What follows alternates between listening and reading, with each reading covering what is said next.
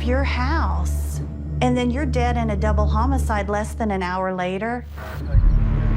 The bodies were discovered in the woods just east of town here. Positive identified as Abigail J. Williams, 13, and Liberty Rose Lynn German, 14, of the Delphi area.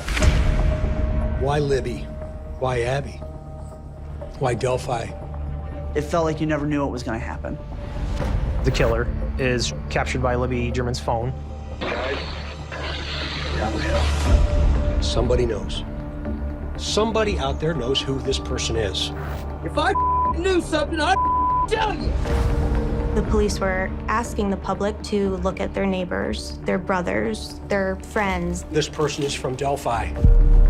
The suspicion and the paranoia, it just took off like a tsunami. If I was murdered, then come get me, mother. Friends are suddenly snitching on you for no reason. Every damn thing you've reported on your podcast has been a leak. It was neighbor against neighbor. Screenshot this. It's a symptom of a community mind rot. Well, this story just went nuts. They say it was a ritualistic cult that killed those girls. This is a story about evil. Evil that was done to the girls and evil we've done to each other.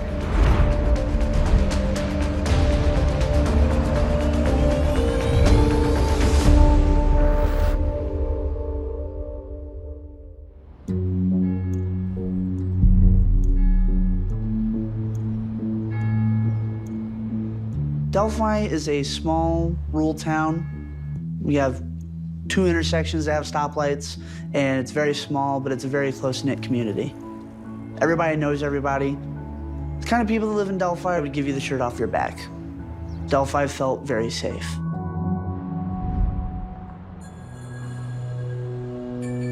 February 13th is my birthday. I remember coming home from school, being all excited to go birthday dinner, celebrate with my family. I didn't get to do that year. Mom sat us down on the couch and said, "Dalton, 2 of your classmates are missing." I'm her bestie, Aunt Em. Abby and Libby were friends with everybody. They were inseparable. I was in 8th grade with them. If I could describe Liberty German in one word, it would be cheerful. Never had anything bad to say about anybody. And then Abigail Williams.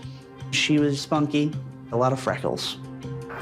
These girls were just salt-of-the-earth kids, you know, sweet small-town America kids. Abby loved saxophone and volleyball. She loved to read. She went camping with her family. Libby loved sports. She was a scholar, standout in school, and loved to paint, loved her crafts. I dated both Abby and Libby. Just elementary school relationships, you know, texting back and forth. I was good friends with them both. This is Libby. She was a very outgoing person. She was very sweet, very kind. She had a very soft voice. Just very respectful person. It seemed like she cared more for others than she did herself. Libby was very smart in school. She was in all AP courses. She had dreams to become a veterinarian. This is Abby. People will say she had red hair, but I like to call it a strawberry orange. She was very shy, but she could make you smile. Abby had a nice smile. She is a very beautiful person. The night before, I texted with them late into the night. They were at Libby's grandparents' house making videos, just being silly. The next day, my phone's blown up with everybody messaging, "Hey, have you seen him? Hey, have you seen him?" My initial thought of what had happened was that either they had run off or they were out past curfew, just doing what kids do. It's Delphi. You don't think anything bad is happening. February 13th, 2017, the girls were off school. They decided they wanted to go out to the trails and walk the bridge. It's something that the kids there do. They were dropped off by Libby's older sister. And when we got there, I told them goodbye. I told Libby I loved her. Then I left, and that was the last time I saw them. They were told to be back at the drop-off point at 3 p.m. Libby's father showed up to pick them up. He was getting close to there to pick them up. He'd been calling her. She wasn't answering. He got out and went to look for them and couldn't find them. And the families got involved, the police got involved. The sun was setting. There was no snow, but it was cold. I remember hearing that they sent out a search party.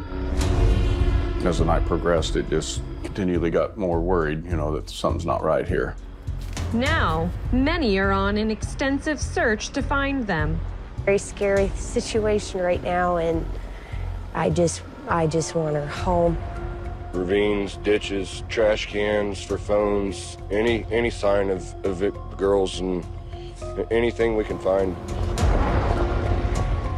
I almost lost sense of what reality was going on. I mean, it was hard to fathom what we were going through.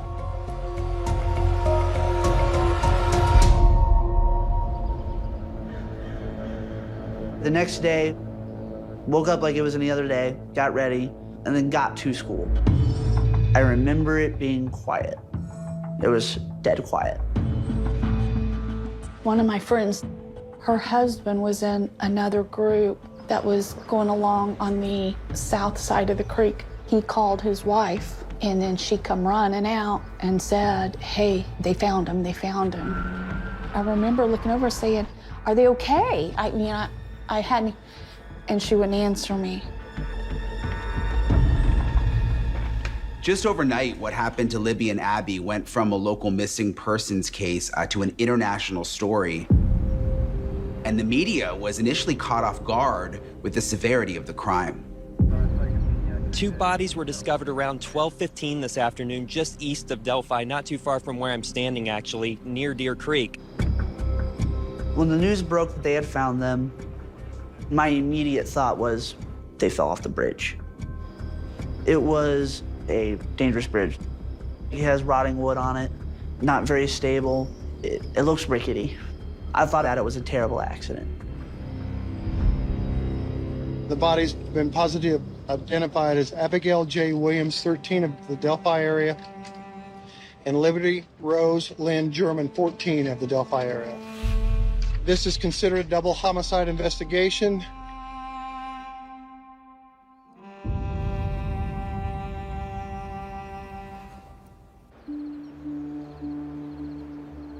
They invited me to come hiking with them. If I had a do-over, I would have gone with them that day. I do regret not going with them, yes.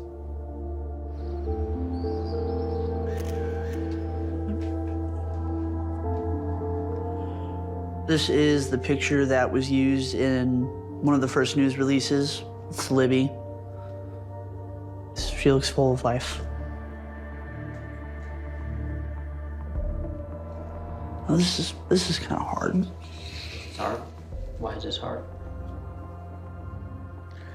I don't know, it's different. Holding it in my hand and looking at it as an actual picture than through a phone or a screen. That's why I was okay. Like, I'm 20 now. I thought I was okay with all this.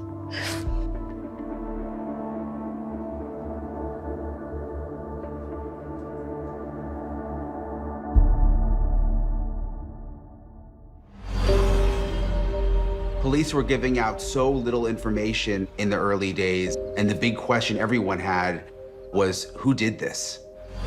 Was it someone passing through? Is it someone who knew the girls? A lot of people are scared. You know, people are watching their backs, you know, locking their houses when they maybe didn't used to. It's horrifying, and it's not the Indiana that I know. This person got to be caught. Police weren't releasing a lot of information, but behind the scenes, the manhunt was definitely on.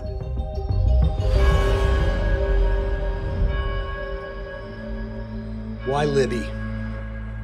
Why Abby? Why Delphi? Why Carroll County? I say that because this is a classic example and a clear example that evil lives amongst us. Shown in front of me is an enlarged depiction of a person believed to be the suspect in this case. We are actively looking for this person. We believe this person is our suspect. This image was captured from her cell phone. Liberty had the presence of mind to turn on her video camera.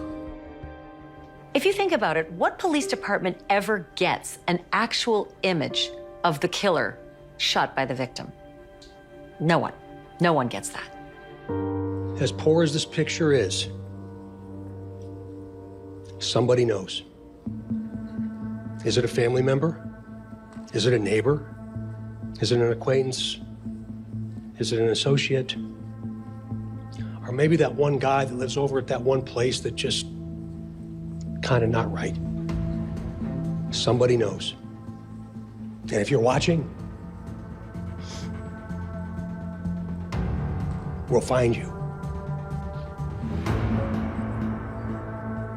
Again, we're not going to be able to share everything with you, but we are going to share this audio clip with you.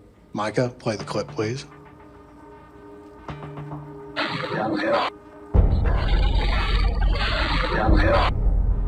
I remember the first time I heard the audio of him saying down the hill.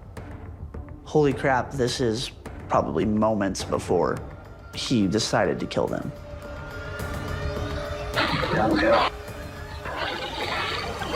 Down the hill.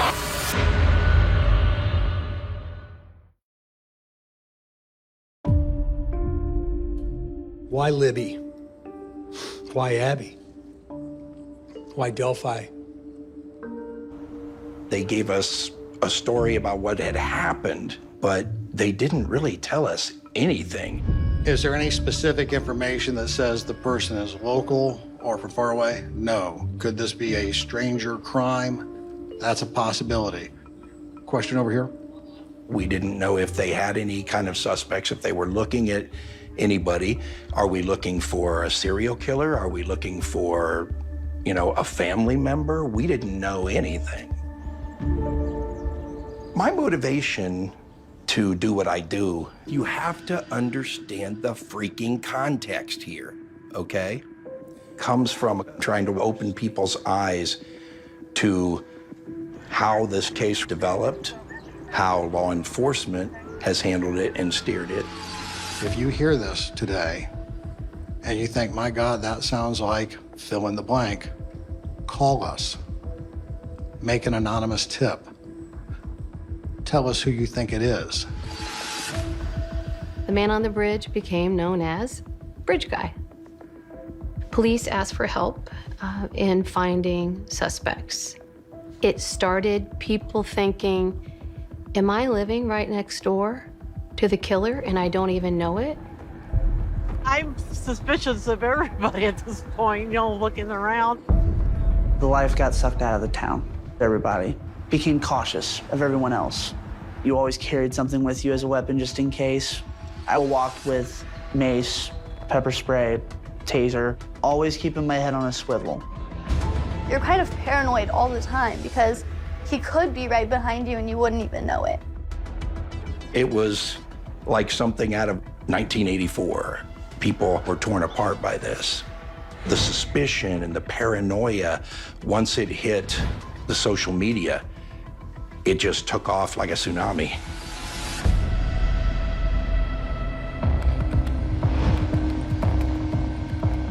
The online community started getting nasty to one another. The amount of hate I've never seen in my life. We were definitely looking at each other and others as possible suspects.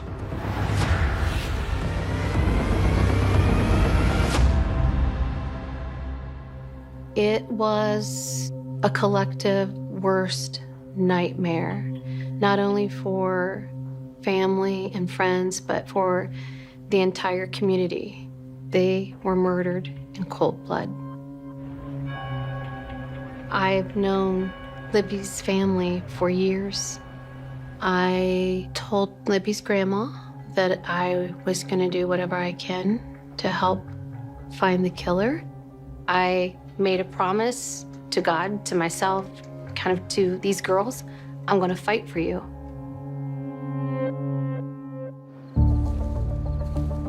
Almost immediately, the wild speculation just went nuclear. From drug cartels to cult activity to sexting in an unwanted pregnancy. Were they strangled? Were they shot? I mean, people just couldn't fathom how two young girls out for a winter walk could have died in this horrible way. Speculation really ran rampant that no one really knew. The families were trying to keep as much information as possible from getting to the public. They didn't want people to have all the gory details of what had happened to the girls. There was no information about cause of death. It's like this information vacuum.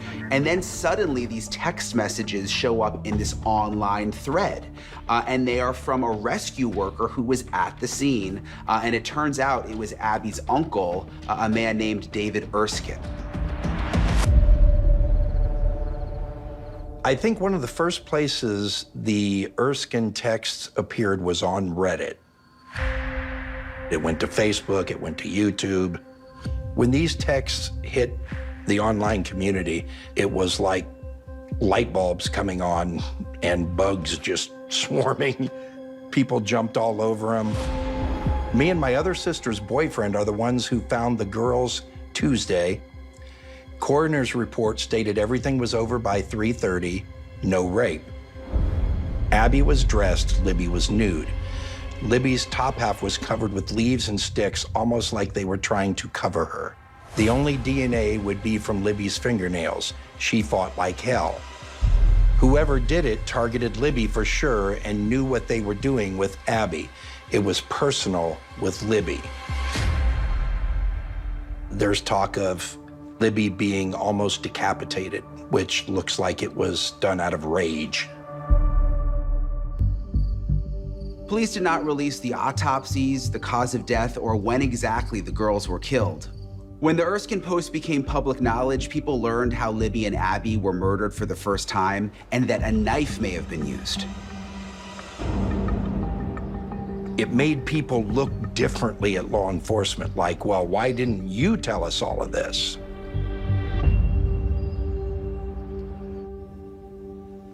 The information about what actually happened was kept very tight by law enforcement.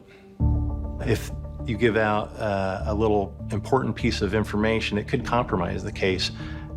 Typically, the only information that's released is what might help the case. But they're not going to release information just because people want to know. There has to be a need for them to know. Local, state, and federal police had a massive challenge on their hands. They had thousands of tips coming in that had to be taken, evaluated, covered, and the crime scene itself was huge. The lead agency was Carroll County, which is where the bodies were found. State police, though, were also very involved, and the FBI as well, mostly in an advisory capacity. It wasn't long before the police started to really zero in on one person of interest among others, the man who owned the land where those girls' bodies were found, 77-year-old Ron Logan. Ron Logan generally met the description of the man that was seen in the picture, potentially the bridge guy. And there are reports that he has been violent towards women in the past. When I seen the picture of the bridge guy, I knew for certain that it was Ron Logan. That was his figure that I seen. My name is Connie Dillman. I knew Ron Logan. I had a relationship with him for approximately 6 years. This is my backyard. My backyard just happens to be bigger than most people. How many people have a murder committed at their home in their backyard? Yeah, there's the crime scene down there. See how the ground's much more matted down right in here? I think you're right there. I was at my house. It was on the news when I heard it. The very day that I heard that Abby and Libby were murdered on his property, and I said, oh my God, he finally killed somebody. And I knew that he killed Abby and Libby. I knew he's capable of doing something like that. Ron's a dangerous man. He's a violent man. Ron told me that he was going to kill me. I'm lucky to be sitting here talking to you.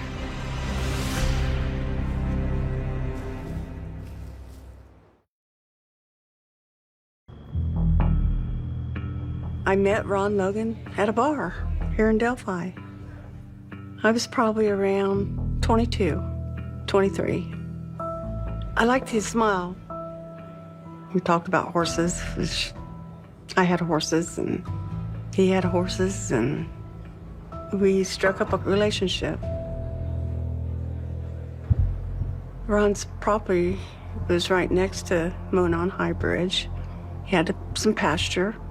He had some goats and the horses. I moved in with him for a while, and it didn't really work out very well. He was controlling with me. Had to keep the house tidy and couldn't lay down on the couch. It just had to be the way he wanted it. But he wanted me there. It goes a little bit further than me in his life. I've pretty much a sex tool. Can we stop? Can we? Yeah, we can stop. Okay. Yeah. I don't know where that came from. Oh, God.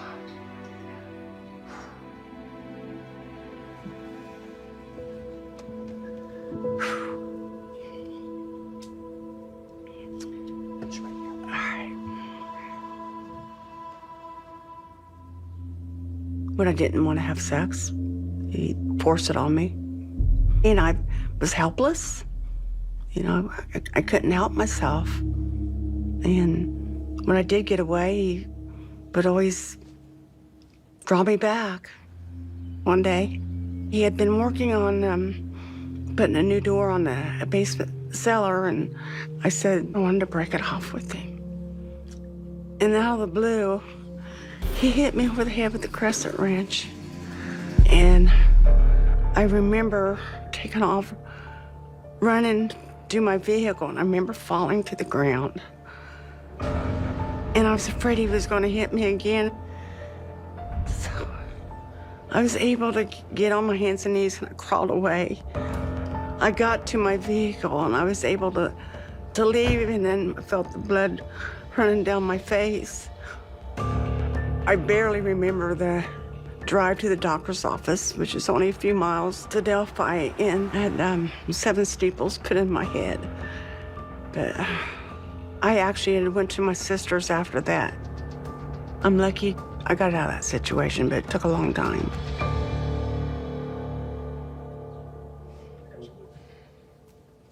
I remember him from the Inside Edition. Liberty German shot this chilling image of the killer approaching the girls on a hiking trail, and she recorded the killer's voice.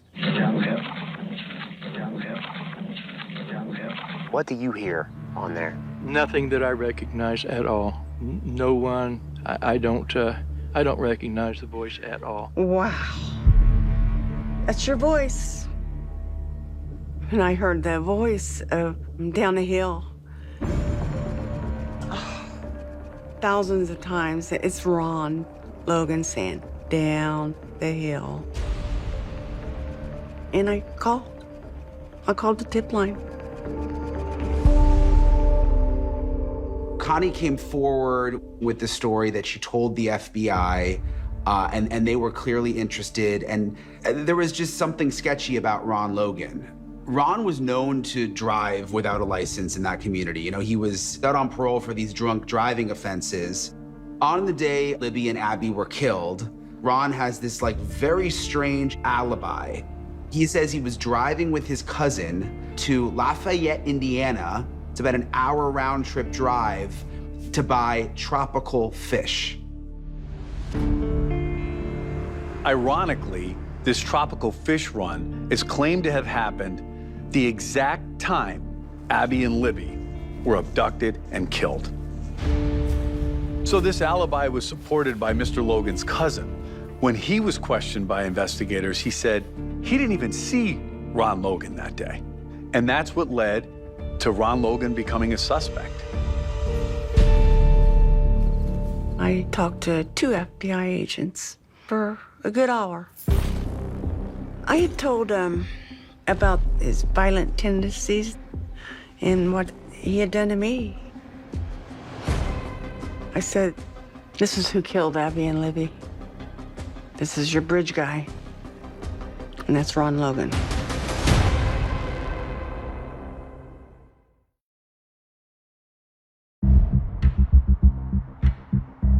The public did not know about the early investigation into Ron Logan. Everyone was focused on, paying respects to the girls, the viewing, and the funeral. My sister and I had discussed previously that maybe the killer might show up at the funeral. I was at work, but my sister discreetly and respectfully took pictures of people that showed up. Apparently, one person on our private group on Facebook zoomed in and shared these photos. There is a picture of a distant view of Libby's casket where you could see a blurred part of her head.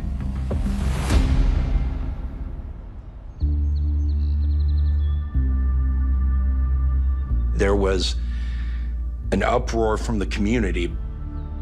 I somehow get blamed for, the quote is, taking pictures of dead girls in their caskets. Give me one word to describe Julie Melvin. You're a despicable human being. That's for certain. I did not post the photos. I did not take the photos. And I would never, ever do such a thing. The online community came after me in a terrible way and said the most horrible things. She deserves to die. I was told not to go out of my house. I was going to get my head cut off. I got a 2-year restraining order against someone, a YouTuber, that just wouldn't leave me alone. I, on my channel, unfortunately, said Julie Melvin posted this picture because it was being said to me from people that I believed would not lie. Later on, it come to find out it wasn't Julie Melvin. Gonna read his for you. I regret ever having participated. It's a symptom of the larger Delphi community mind rot, so to speak. You've dishonored 2 families, basically. But that's okay. Let's see, what else did you And we're all blaming each other and having a big food fight online. And we were just too caught up in all of that to realize they were looking seriously at Ron Logan in the beginning.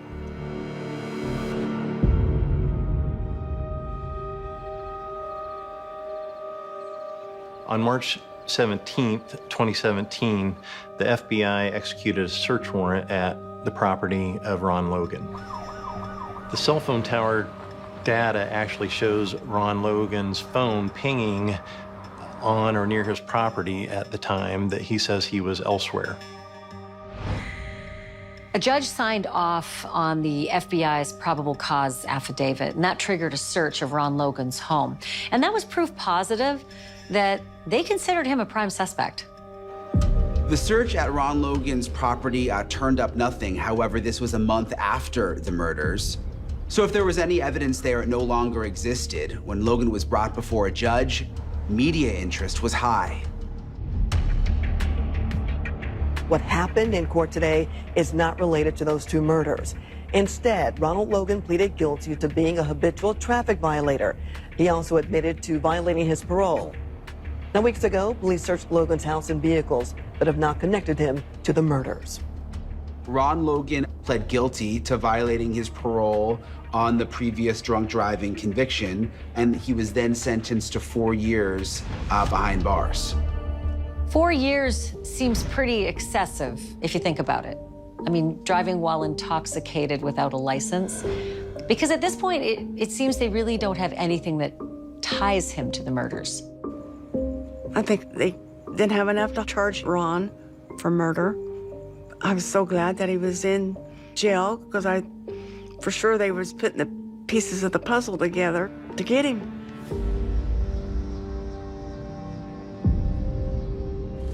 It's really odd. They had their eye on Ron Logan, but the bottom line is they never let this out to the public.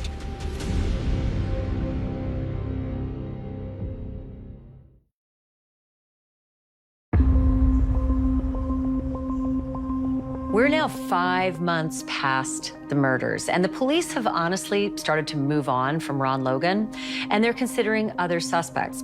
They have no real proof whatsoever that he was connected to the crime. I feel like both of the families felt like it was a waste of time to investigate Ron Logan. The police, they're not looking at a couple of leads. They're not even looking at hundreds of leads. They're looking at tens of thousands of leads. And then in the summer of 2017, the police drop a sketch of the suspect. Some people believe they saw a bridge guy and contributed to the sketch, but none of them reported seeing what happened to Libby and Abby. When the first sketch came out, to me, it looked like a casting call for an old gangster movie, right down to the old cap. It looked like a lot of different people. You could make it look like anybody. I saw someone put George Washington up with that sketch, and it looks like it could fit.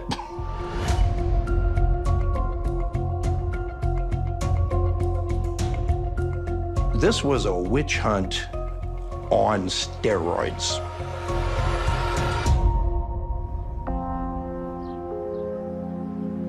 My name is Angela Sidlasky. I am a licensed clinical social worker and a victim advocate. I look at how unsolved homicide cases can impact a community.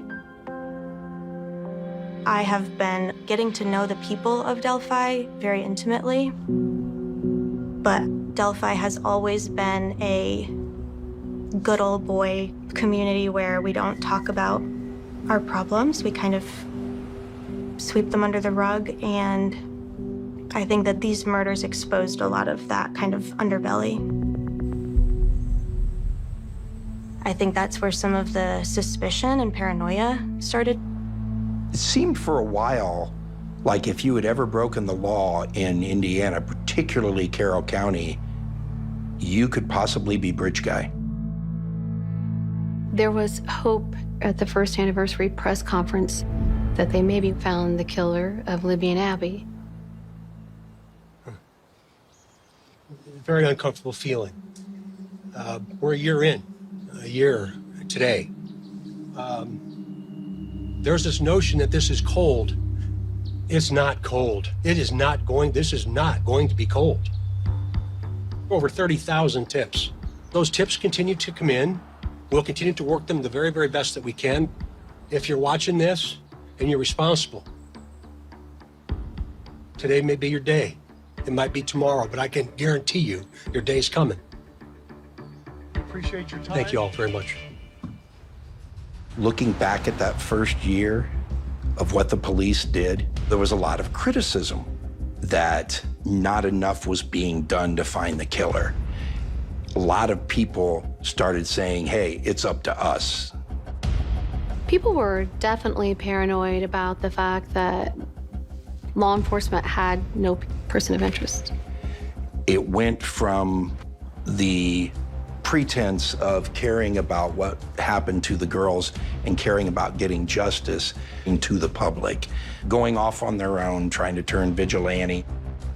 People continued to turn in their exes, their neighbors, the guy down the street, and it seemed like there was a real momentum that they had the green light to turn in anyone and everyone.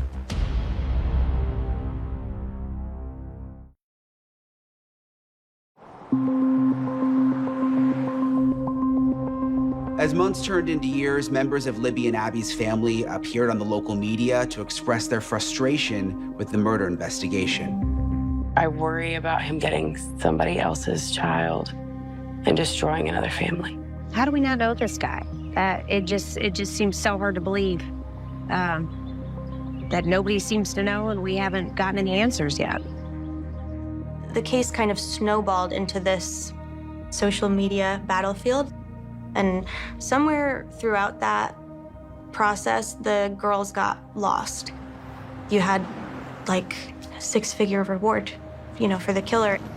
I want to focus on, the fact that we've gotten tips, we keep getting tips. The reward is still there. I think it's around $225,000, so the reward is still there. When you put that reward money out there, it was kind of like a drop of blood in a pool of sharks. Suddenly, everybody is interested. There was actually a guy that made a whole YouTube channel about his dad being the bridge guy. Libby German got my father walking across the bridge before he brutally murdered them out in them woods. I would not joke about that on here. There's no way the cops could be following up on every single thing that they're hearing. When they had gone a while with nothing to show, the police would put on a press conference. We are releasing additional portions of the audio recording from that day. We are also releasing video recovered from Libby's phone. The video shows a suspect walking on the bridge. Watch the person's mannerisms as they walk. Do you recognize the mannerisms as being someone that you might know?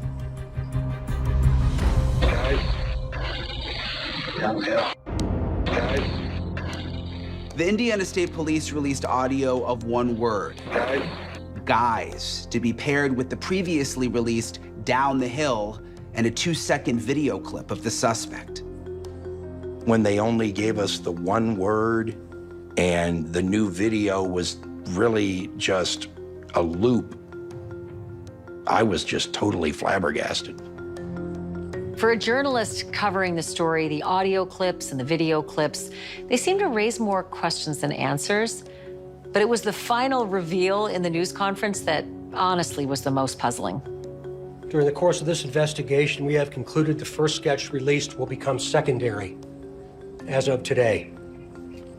The result of the new information and intelligence over time leads us to believe the sketch is the person responsible for the murders of these 2 little girls.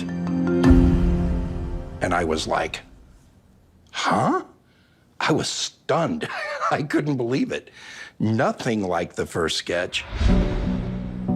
Authorities said this was a replacement for the old sketch, noting that this was an entirely new suspect. This bridge guy is a man in his 20s or 30s. The first bridge guy sketch was a man in his 40s or 50s. We believe this person might appear younger than his true age. As a person who's built cases, prosecuted cases, and put people in jail, this doesn't make sense. We will not stop. Both of these sketches can't be right.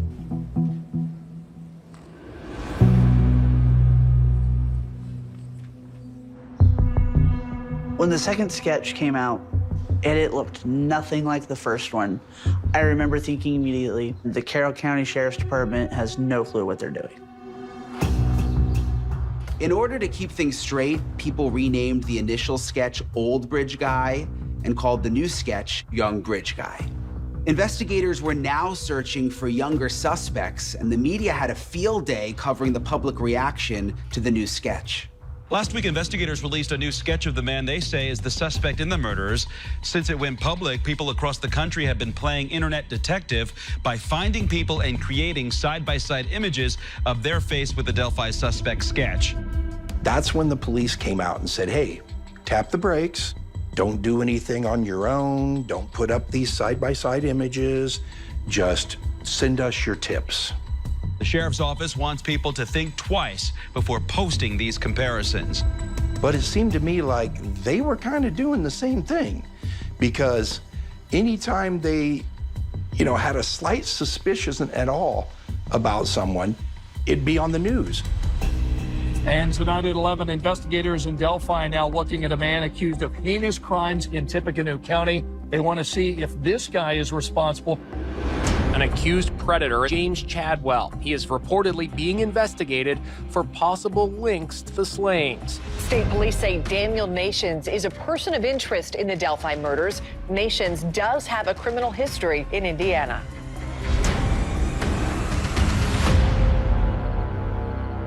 Law enforcement was crossing off individuals who would fit the mold of this killer. So sex offenders, violent offenders, even killers from out of Delphi, out of Indiana.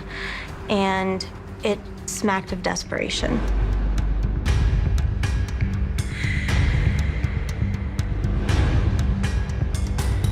There should be plenty of DNA, there should be plenty of prints, but for whatever reason, it is not at their disposal.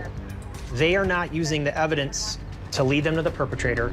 The crime scene, from what I am to understand, there weren't proper protocols that were followed. Though our official sources weren't willing to appear on television, officials formerly with the investigations do say that the crime scene was compromised. They say volunteers walked all over it, contaminating the crime scene before the police could protect it. It is also alleged that evidence was lost and mishandled before it could be registered at the lab because of the inexperience of the investigators. Fingerprints and DNA are often inadmissible if they aren't collected properly. One former member of the task force told us point blank, "We got the training after the murders." If, in fact, the crime scene and the evidence in this case were mishandled, the carousel of suspects makes more sense. If you don't have reliable forensic evidence, it's very hard to make a case. And you may have to look at suspects that have committed similar crimes in the past. From my understanding, the way that they are pursuing this case is entirely contingent upon somebody confessing. That is their plan. When Carroll County Prosecutor Robert Ives was on Channel 59, despite all the evidence they'd collected at the crime scene, it actually seemed like he was hoping for an immaculate confession. The most likely thing is, and this is a terrible thing to hope for, is that some other crime would be solved and the person, as has sometimes happened in the past, the person would say, "Oh, I committed this crime in Delphi also." We had all but given up hope until there was breaking news on WTHR 13. And we begin tonight at 11 with some new hope for the town of Delphi and the families of Abby Williams and Libby German. State police are now looking for information about a social media profile with the name Anthony Schatz. They want to know if you or your kids interacted with that account. Today, we've learned they've identified the man behind that profile as Keegan Klein. A predator posing as an attractive young man was contacting young girls. And one of the girls that he contacted before she died was Libby German.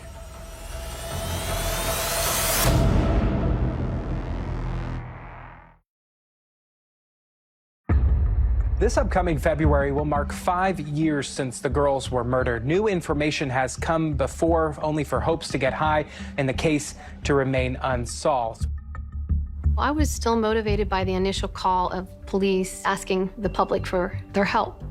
My friend Kelly and I took that challenge. And for years, Julie Melvin and myself were always saying, what were they doing on their phone? And bingo. Here comes the Anthony Schatz profile, and here comes social media. Boom. This is what teenagers do. Nobody's going to the skating rink or the arcade. It's all online. Detectives working on those Delphi murders are now looking for someone who created a fake online account, then used it to solicit child pornography and in-person meetings with young girls. In December of 2021, police and the media make a big announcement, and that is that they've been able to link a guy named Kagan Klein, 26 years old from Peru, Indiana, to the online profile of Anthony Schatz, the profile that's been soliciting young girls and getting nude photos. Investigators say he was in social media contact with one of the girls the night before she died. The police had this lead from the very beginning of the investigation. Anthony Schatz was on Libby's phone, found at the crime scene. Police were really using people like Julie Melvin and Kelly Brown. They were trying to extract information in any way they could and build their case. Keegan Klein was waiting a trial on child pornography charges prior to his name being announced in relationship to this case. Law enforcement knew about Keegan Klein and his business in catfishing kids in 2017. Police raided his Peru, Indiana home. They would have taken his computers, cell phones, storage devices, any kind of electronics that might hold evidence of that crime. Keegan Klein has been in jail, facing 30 charges of child exploitation, child pornography, obstruction of justice, and identity deception. It's not difficult to believe that the girls may have been set up. Maybe they went there to meet Anthony Schatz and another predator was there. It wasn't like Libby was totally naive. I feel somehow that this Anthony Schatz made her feel comfortable, that she let her guard down. Two innocent girls who just happened upon a monster is something that everybody can feel very passionate about because it's horrific. When the information about Keegan Klein was made public, he immediately became the subject on social media. So this is what he looks like in jail now, which is like horrendous. Oh my word, he just gives me the creeps, doesn't he? He's a scumbag. He's scum of the earth level, and he needs to never see the light of day again. We knew that Keegan was in jail and thought if Kelly just talks with him and gets to know him, perhaps we might be able to glean some information about this case. I wanted him to confess that he had a part in the murders. He needed friends, he needed a support system, he needed somebody to talk to. I exploited his vulnerabilities in jail. My name's Kelly Brown, and now I'm all shy because I know you see me with my wet hair. I feel bad for you because you would think by now something would have happened. Oh, thank you. I Yeah. appreciate it. I catfished the catfisher. Hi there. Hi. Hi. Hey. I just came in from the pool. Oh, that's cool. Yeah. Do I know you? A middle-aged woman might not have been that tempting for a man jailed on child solicitation charges, but that did not stop Kelly Brown. Her drive to solve Libby and Abby's murders was so great, she befriended Keegan Klein, a known child predator. I sent you like $20. Oh, yeah?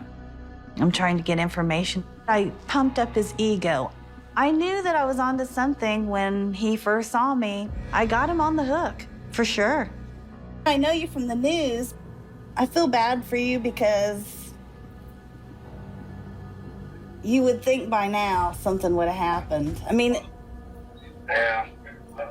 Keegan, I know. Yeah, it's terrible. Put me on the news and everything. It's terrible. Despite the fact that Keegan Klein admitted he'd had interactions with Libby, he denied that he killed these two little girls in a series of jailhouse interviews that he had with the press. They're abducted and later found dead. Right. And that was not you. No, 100% not. Tell me about Anthony Schatz. Why did you create that profile? I don't really know. I was just lonely, you know what I mean? Just talking to people. I don't know why I did it, really. My name's Jerome Kern. My nickname is Jeep. I'm friends with Kagan's father. And I was incredulous to know that somebody I'd met and, my friend's son was involved in something so awful.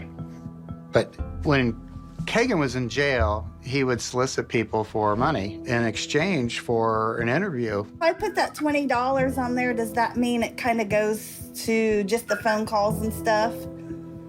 Yeah, I think so, yeah. Okay. Unless it was put on the commissary, I haven't checked my box or anything. Oh, yeah. I didn't know what to do. I think Kelly and her friends overstepped. I don't think they had any business pretending to be friends with Kagan to try and get information. See, I'm moving it like, look, there's me and my camera, there's me. The rumors were that Kelly was sending him explicit photos, showing certain things on video. I'm gonna set you down for a minute. I thought it would be fun for you to see me at the pool. I was accused of being Kagan's girlfriend, sexting him, doing live nude shows. That did not happen. I did nothing inappropriate with Kagan Klein at all. The Kelly Browns of the world. I think that's the spirit of the whole thing, is to be an investigator, a sleuth, to find the truth. It disgusts me because this is about, two girls that got murdered. And I think people forget that sometimes when they get caught up in all the fluff of this case. But I don't see a bone in Kagan that would want to kill somebody. So I just don't see how anybody could put him as involved in this thing. Kagan would talk about finding Libby annoying, but never suggested that he was involved in the murders. After everything that I went through, it's hard to believe Kagan killed Libby and Abby. I am just a component in this massive thing that is Delphi. My work was used in Kagan's sentencing. This evening, a Miami County judge sentenced Kagan Klein to 43 years in prison in a child solicitation case. Now remember, Klein has never been charged in the Delphi case, but he did plead guilty in a separate child solicitation investigation. For, a long time, a couple years. And the case was in a standstill. There was nobody else to point at. Law enforcement needed an arrest in a way that you cannot possibly understand. When a case, especially a double murder, goes on for so long unsolved, we start to wonder who's benefiting from this. Certainly not the families of the victims. It had been almost 3.5 years since a big proper press conference in this case, and suddenly they announced the first arrest. Police have arrested and jailed 50-year-old Richard Allen in connection with the double murder. Since everyone was still so focused on Kagan Klein, it was a bit of a shock that suddenly we're talking about a suspect that no one had ever heard of. In a case like this, you hear all these names, and then suddenly a name comes up that nobody's ever heard before. I don't think anybody expected that.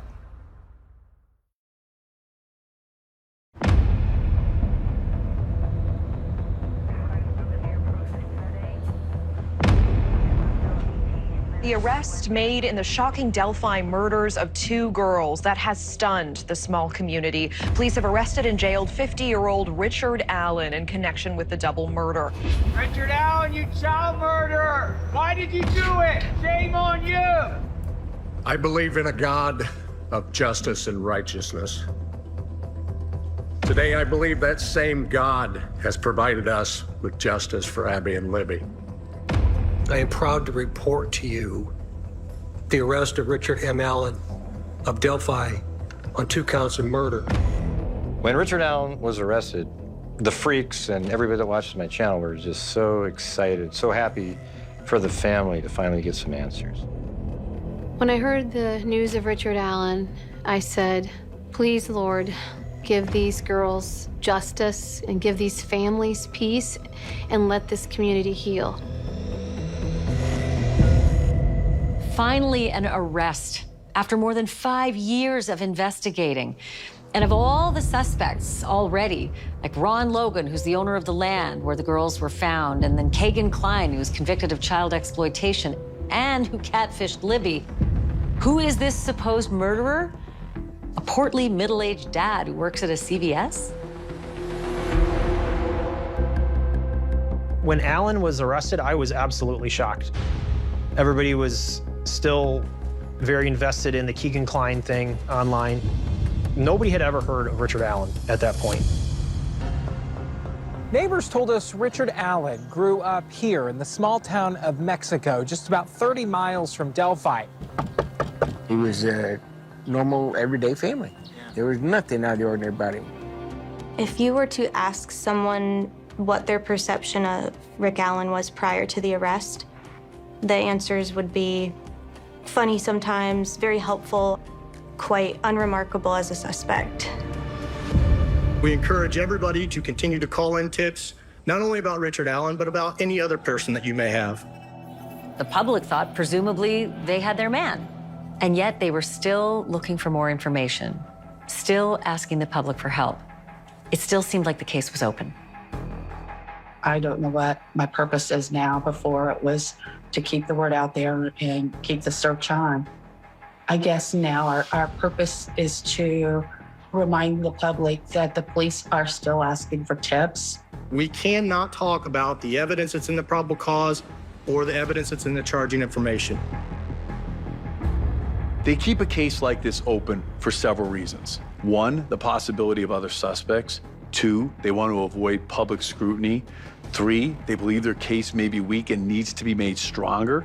Everybody wants to know more information. I understand it's frustrating, but my goal is to maintain the integrity of this case. I was very annoyed with the fact that they decided to arrest somebody in Richard Allen, and they didn't feel like they had an obligation to explain why.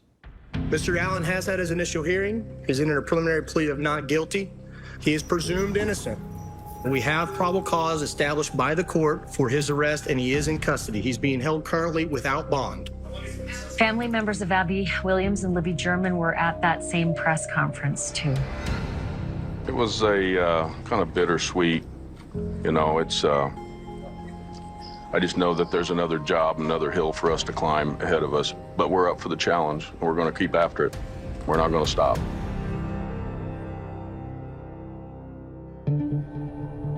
It took another month for the arrest affidavit to be unsealed, and among many revelations was a stunning detail. Allen had actually gone to police in 2017, shortly after the murders, before information on Bridge Guy was released. Richard Allen was a witness who came forward and told police, hey, I was on the trail that day, I was on the bridge, I don't know anything, but I want to just let you know that I was there. Investigators said that they had misfiled Allen's statement, only to find him and the statement suspicious years later. Allen's defense really had to get over the fact that he admitted he was there walking the bridge on the day that the girls were murdered. And let's be frank, he looked like Bridge Guy. According to the affidavit, Allen admitted to wearing the blue jacket and blue jeans that matched the description of the suspect. Then again, he was wearing one of the most generic outfits in Indiana, a blue Carhartt jacket and blue jeans.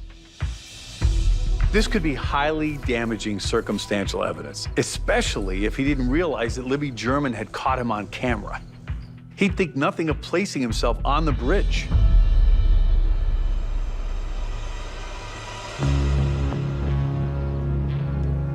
October of 2022. We're talking more than 5 years later. He's been arrested, he's been to court, his house has been searched. All of this happened before anybody heard about it. If anybody is in Carroll County, man, get down to the courthouse and find out who this son of a bitch is. I remember thinking, here we go again. We have another guy, he'll be gone in 2 weeks.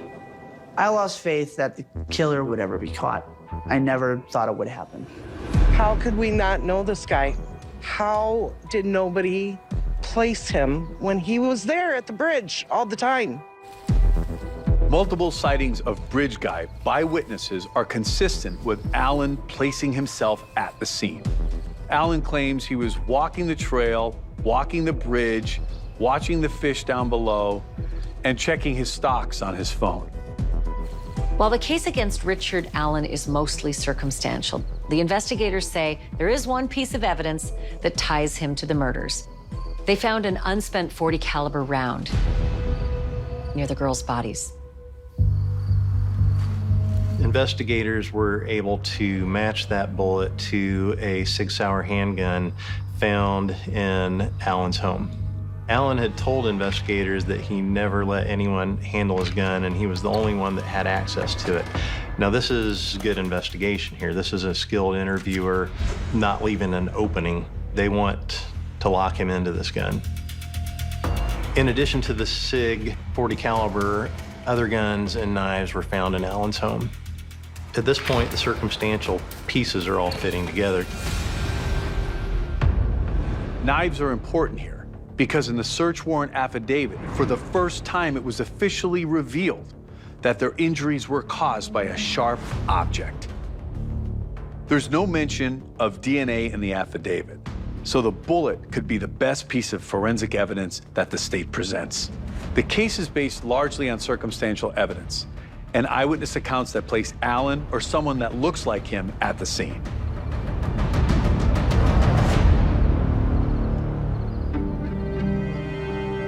Podcasters are sleuthing and they are finding people from Richard Allen's past that worked with him in his past careers and things like that.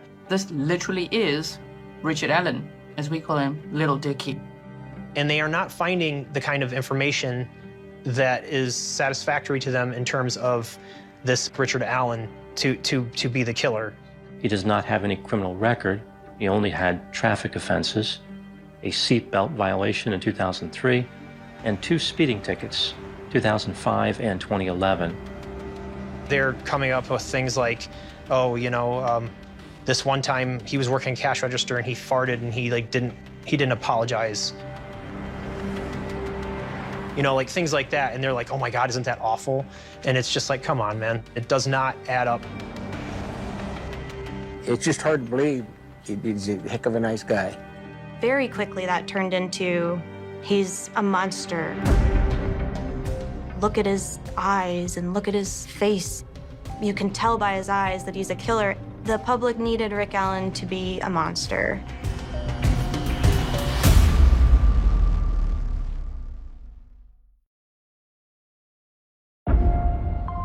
On Friday, the first arrest was made in connection to the Delphi murders. 50-year-old Richard Allen, Libby's sister, tweeting, "Today is the day." I was excited that there was an arrest. It seemed like they had a pretty strong case. A lot of people were like, case closed. There it is.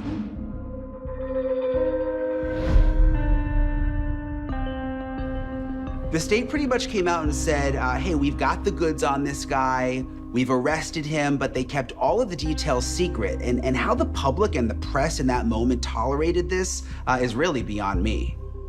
But a month after Richard Allen's arrest, the authorities did something really out of character. Under the guise of transparency, they made their appeal directly to the public. Developing this morning, an Indiana judge has unsealed more than 100 documents related to the Delphi murders case. And in those documents, investigators reveal Richard Allen reportedly confessed to killing 14-year-old Libby German and 13-year-old Abby Williams several times, at least 5 times, during reported prison phone calls to his wife and also his mom. I believe the case is a slam dunk for Richard Allen. I think it absolutely shows that he did it. The circumstantial evidence points right to him. On my show, and I'm able to put things together before the analysis of the case. Mapping is a huge part. Richard Allen says he was there from 1:30 to 3:30. There's a vehicle driving by the Hoosier Harvest Store camera that looks just like Richard Allen's vehicle, and that's at 1:27. Richard Allen said he was there at 1:30, which matches that. He immediately said he walked to the Freedom Bridge, whereupon he passes 3 girls. And those 3 girls had varying descriptions of him, but he admits seeing them and they saw him. A little bit later, a woman who's on the Monon High Bridge sees Richard Allen at about 1:55. So then that lady turns around, and while walking back, Abby and Libby had just been dropped off, and she passes Abby and Libby. The next person they're gonna see is Richard Allen.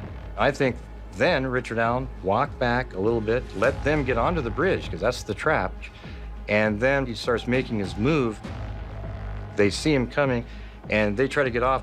Libby gets off the end of the bridge. Abby gets behind her. She's filming already, and that's Richard Allen in the video, 100%. That is exactly how Richard Allen described himself, wearing blue jeans, the blue Carhartt jacket, the hood up with a cap over his head.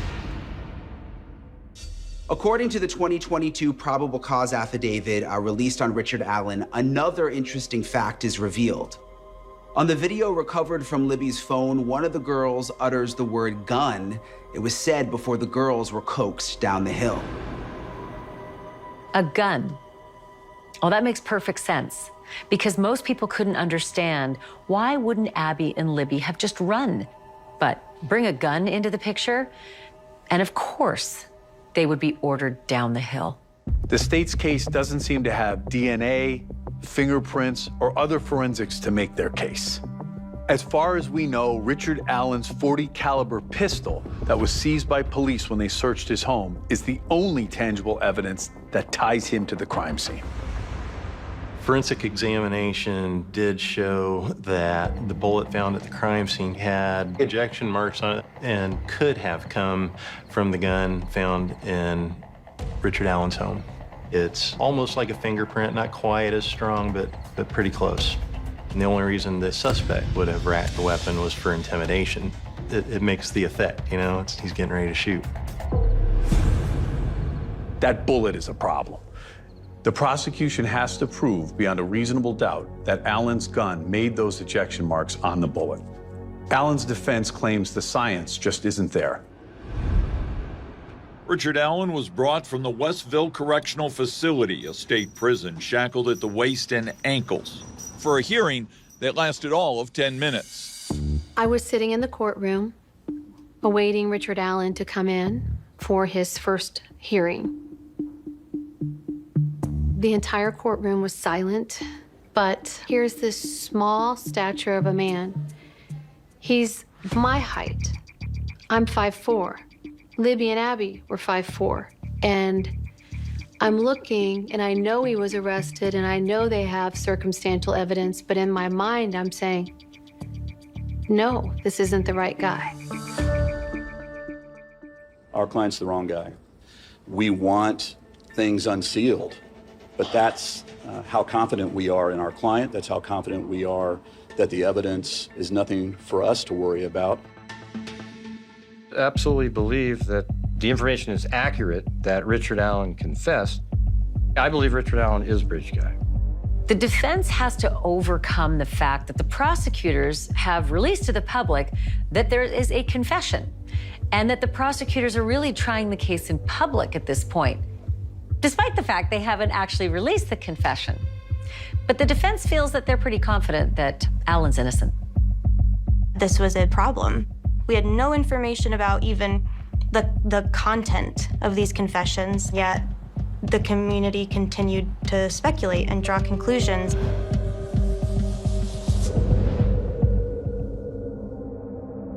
Prosecutors say Richard Allen confessed up to a half dozen times. I have seen cases fall apart based on false confessions. The prosecution says they can't release a transcript of the confessions because of the gag order by the courts. So who asked for the gag order? The prosecution. So it does give one reason to be skeptical about those confessions. If crime scene protocols are not properly followed forensically, the prosecution needs somebody to confess on their own.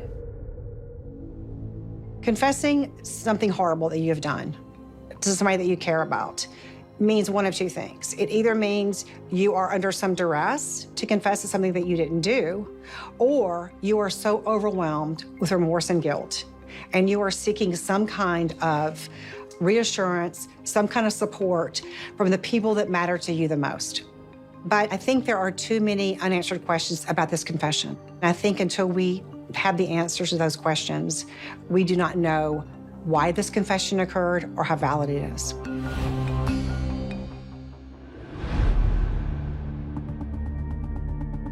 I would say that there's a lot of reason to believe that they are railroading Rick Allen. Eyewitness accounts, false confessions, it's all just hearsay statements. It's speculation, as far as I'm concerned. Pseudoscience with the bullet. I mean, it is insulting to your intelligence, the way that the case is presented. Law enforcement is super tight-lipped and seems to have ulterior motives. The fix is in for Richard Allen. They vilified him in such a way that he doesn't really have a chance. I believe that the prosecution kind of needs this to go away, and so it would certainly benefit them if something were to happen to Rick. When Rick walked into his hearing in June, he looked like somebody who was terminally ill. What are they doing to him in there?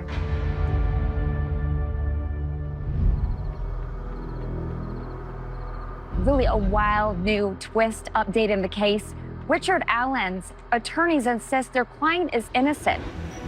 Social media lit up when the defense dropped what's called a Frank's motion. And that basically was a motion to suppress any evidence that they actually obtained after the arrest. The defense said the arrest was problematic, nothing afterwards should be fair game.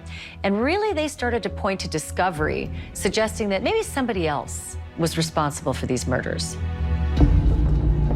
If those lawyers are telling the truth in their court filing, well, this story just went nuts. They say that it wasn't this guy. They say it was a ritualistic cult that killed those girls. The defense is suggesting that Abby and Libby were killed by a group of Odinists, which is a Norse cult that has ties to white supremacy. They purportedly practice animal sacrifices and even human sacrifices as a ritual. And the defense says that this was likely a ritualistic killing because of the way the bodies were found. Tree branches were placed on the body in such a way to supposedly represent Norse symbols, a calling card for the killer or killers. This information had the effect the defense desired. It created doubt about whether Richard Allen was involved in the murders. I didn't know what to think. I don't want to form an opinion now before the trial starts. The defense wants people to buy into elements that will subsequently cast doubt on the prosecution. There are elements in here that, if true, would change the way I would perceive the case. But the Odinist cult sounds like something right out of a movie. This is a common legal maneuver. The defense, bound by the gag order, through their motion, releases information to suppress and disqualify pieces of evidence. This information becomes part of the public record. And not only does it help Richard Allen in his defense, but it gives the public information they've been waiting for years. The defense was willingly and graciously providing details of a crime that for 6 years has been a secret. And if it hasn't created a seismic shift yet, it will, and it should.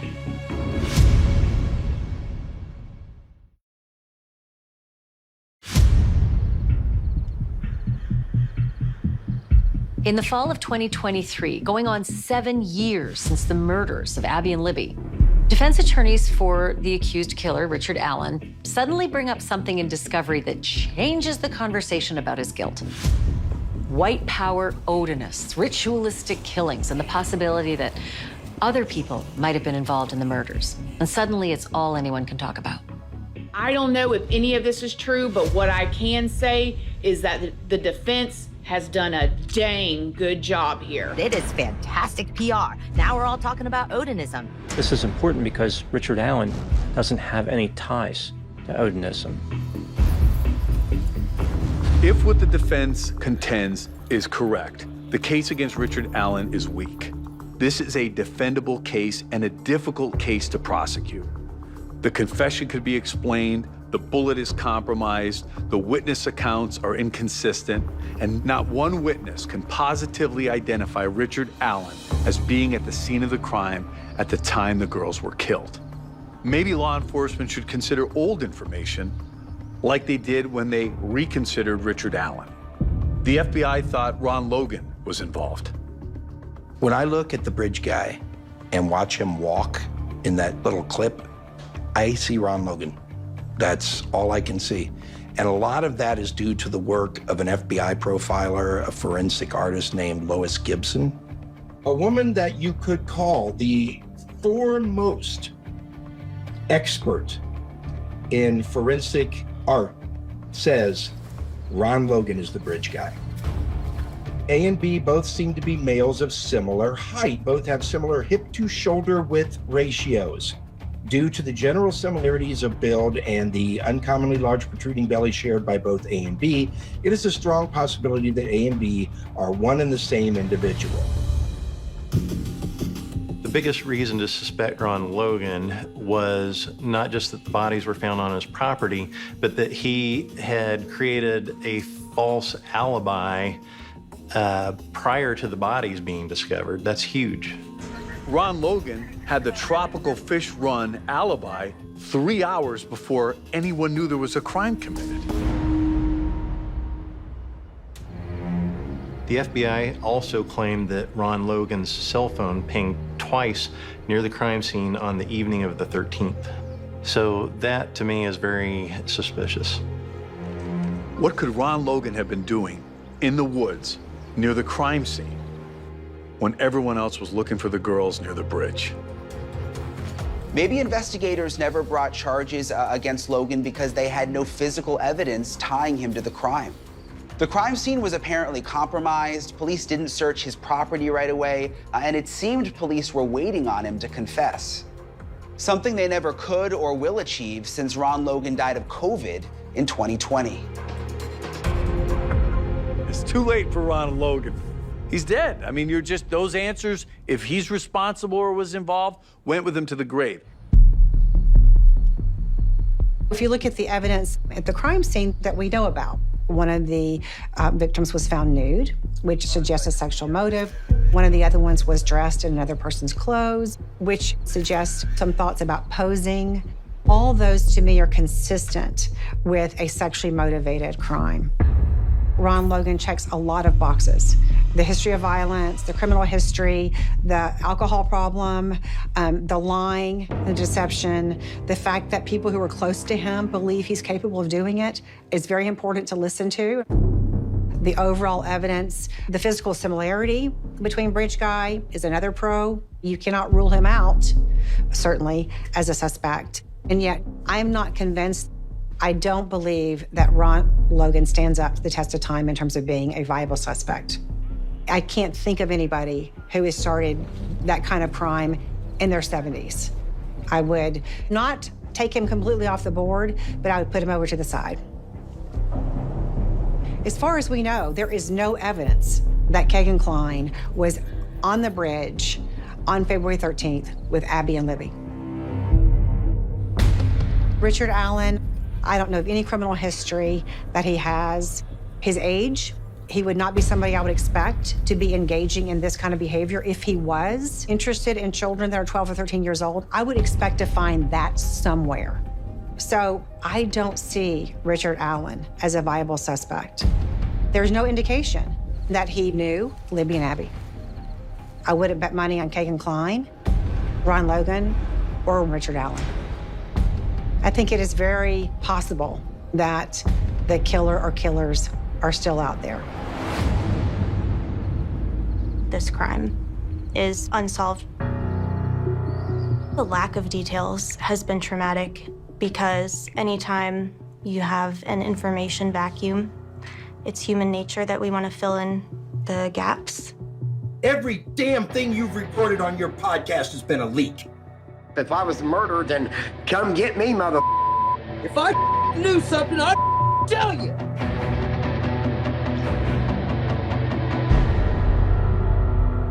The insults are frightening, as are the violence.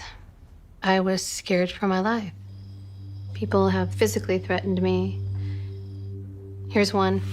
Melvin is nothing but a snot-nosed rich bitch. Can someone shut this crazy person down? To which a response, yes, locked and loaded. The level of hatred, I've never seen so much evil in my life. Evil that was done to the girls, and evil we've done to each other.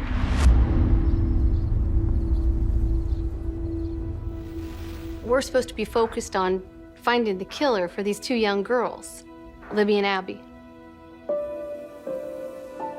The worst thing that can happen to someone is to lose the child that's been murdered.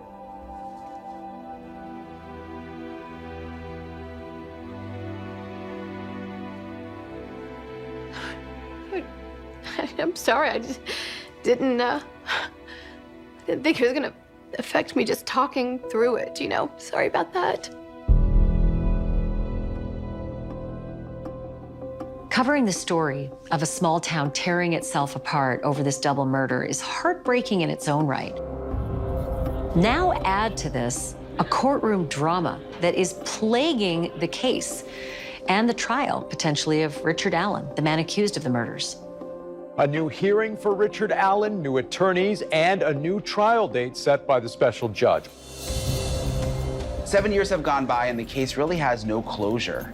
No one close to the case or close to the girls can speak out publicly because of the gag order over everything.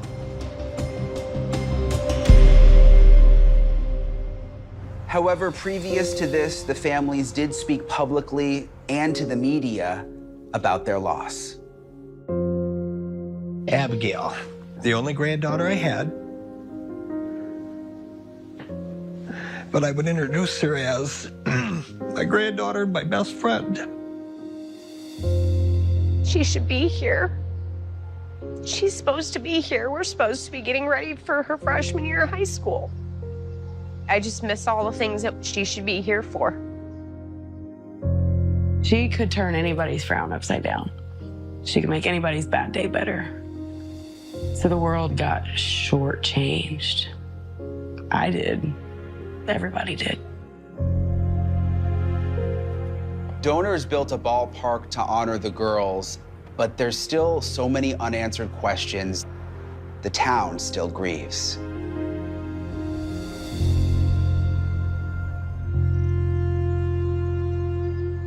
There was a fog over the town and over our house, and we had to get out.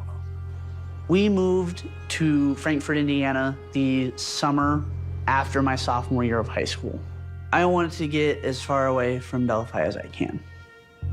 Every time it's cold or I get in the snow, it's just, I remember. You lost Abby and Libby? I don't want to remember anymore. I pray that somebody would be caught and that Abby and Libby's families and the town of Delphi are able to find peace. At the end of the day, that's all we want.